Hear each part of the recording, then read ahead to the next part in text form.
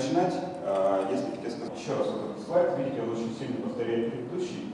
Хотел бы, чтобы вы немножко так, и опять же, как идет развитие и как нам кажется правильно строить систему хранения. 10 могли вкладывать в развитие, то, к сожалению, с каждым Новым годом. На самом деле мы стараемся 2 раза в год проводить в Таджикистане, в Душанбе, мероприятия регулярно, на которых рассказываем нашим заказчикам, новым, существующим, о тех продуктах, о тех изменениях, которые у нас происходят, чтобы держать в курсе всех наших заказчиков о самых современных тенденциях IT-индустрии.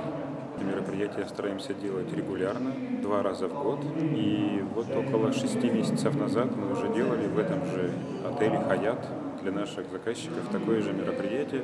Сейчас мы представили новые продукты, новые технологии и приехали к вам в гости еще раз для того, чтобы о них рассказать. Компания Oracle наиболее известна как компания, которая разрабатывает систему управления базами данных. Огромное количество всех самых крупных заказчиков в мире и в Республике Таджикистан используются нашими технологиями.